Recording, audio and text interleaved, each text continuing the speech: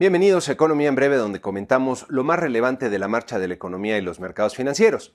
Vaya semana para los mercados accionarios en el mundo, que presentaron bajas bastante generalizadas en los principales índices, como pueden ver en nuestra gráfica acostumbrada, donde el promedio de estos 10 mercados perdió 2.57%.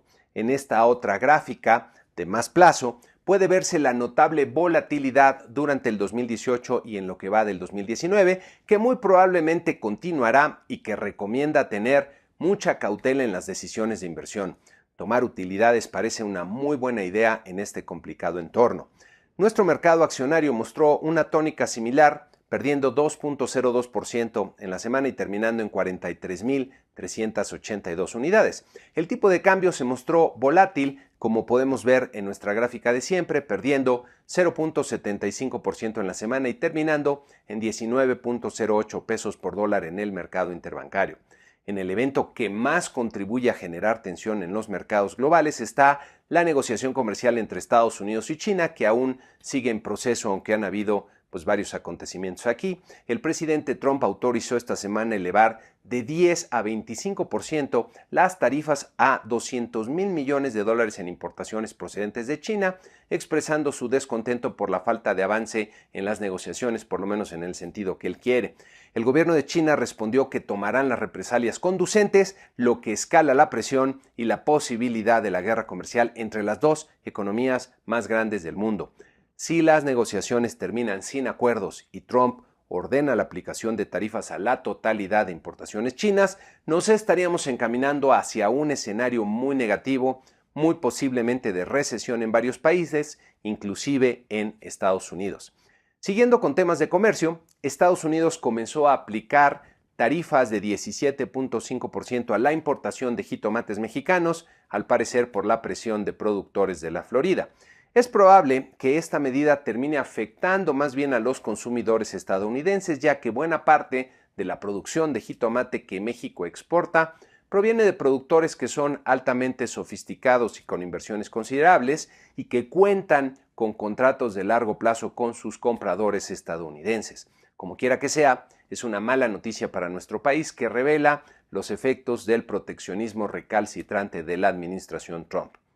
En la noticia nacional más relevante de la semana, que muchos analistas vieron como muy desafortunada, el presidente declaró desierta la subasta para la refinería de Dos Bocas, Tabasco, y dijo que serían Pemex y la Secretaría de Energía las que construirían la refinería.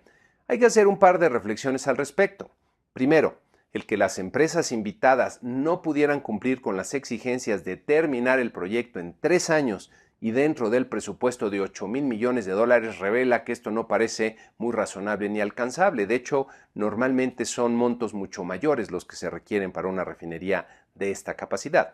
Segundo, recargarse en Pemex y en la Secretaría de Energía para realizar este proyecto pone más presión a las finanzas de Pemex y del gobierno federal, lo que incrementa el riesgo de perder el grado de inversión en Pemex y en la deuda soberana del país también.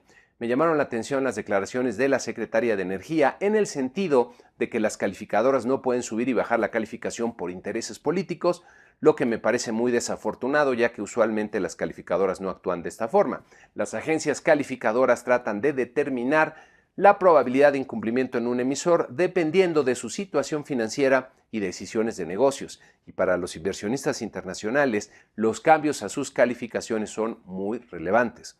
Aún falta por conocerse el plan de negocios de Pemex, que servirá de base para que los mercados, analistas y calificadoras evalúen su estrategia y si se está dirigiendo efectivamente hacia una mayor rentabilidad o hacia problemas financieros más profundos.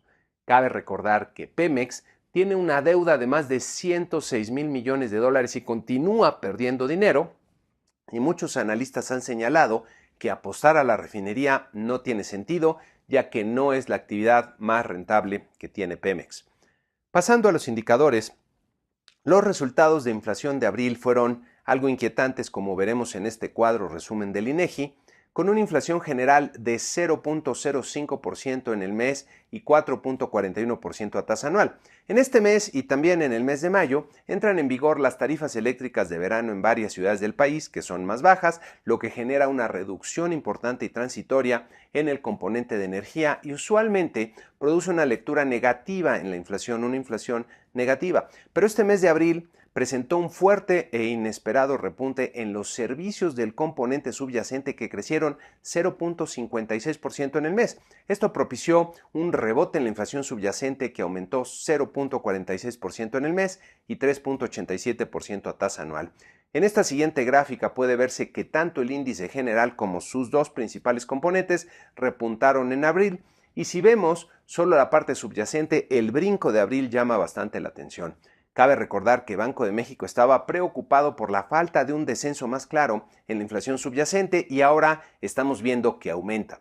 Entre los renglones que más impactaron al alza podemos ver algunos productos agropecuarios que suelen ser estacionales, es decir, dependen de la temporada, como también lo son los servicios turísticos y el transporte aéreo, aunque no por eso deben de pasarse por alto.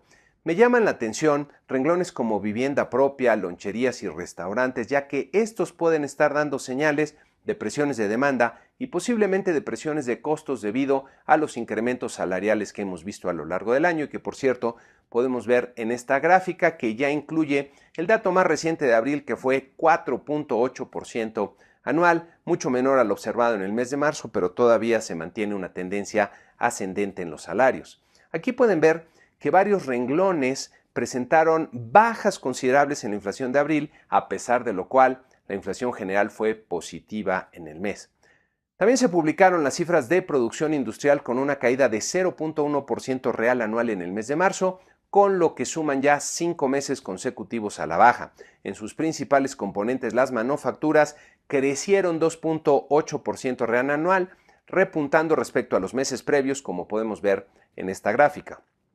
La construcción, en cambio, se contrajo 2.9% real anual, a pesar de que se muestran vaivenes en la gráfica y prevalecen de todas formas las lecturas negativas, lo que anticipa debilidad en la economía hacia el futuro.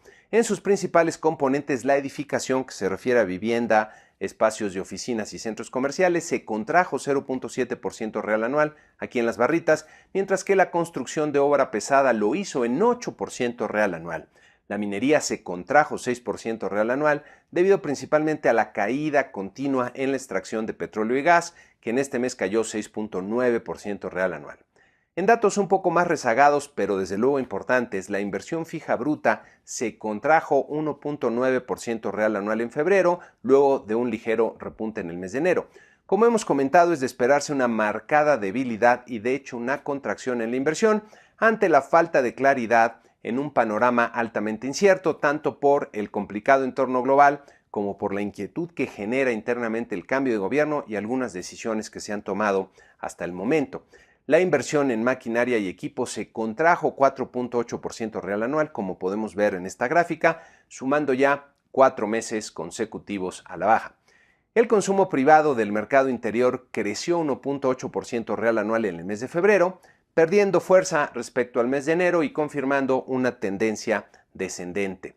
En la medida en que la inversión se contrae y se pierde ritmo en la generación de empleos, el consumidor se vuelve más cauteloso y el consumo por consecuencia se desacelera, que es justo lo que estamos viendo. En esta gráfica podemos ver los componentes nacionales del consumo privado con un repunte en los bienes nacionales en los primeros 2 meses del año, pero tasas bajas en la parte de los servicios, que son los que habían mantenido mayor dinamismo en el consumo. Las cifras de la industria automotriz de abril presentaron claroscuros, ya que mientras que la producción creció 2% anual y las exportaciones se expandieron 5% anual, las ventas minoristas cayeron 10.4% anual. Las ventas internas de automóviles son sensibles a factores como los incrementos en los precios y en las tasas de interés que se han observado, pero también a la incertidumbre y la falta de expectativas más positivas entre los consumidores.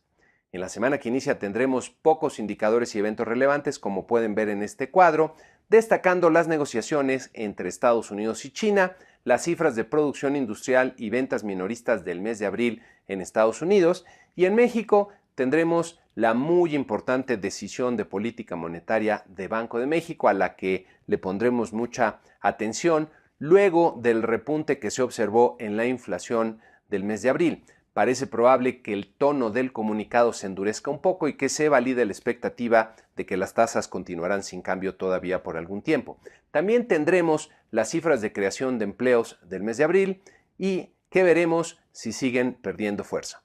Y con esto concluimos este programa número 123 de Economía en Breve, con la invitación usual a que se suscriban al canal. Si el comentario les pareció útil y les gustó, que le den like y desde luego que lo compartan entre aquellos a los cuales también consideren que les pueda ser de utilidad.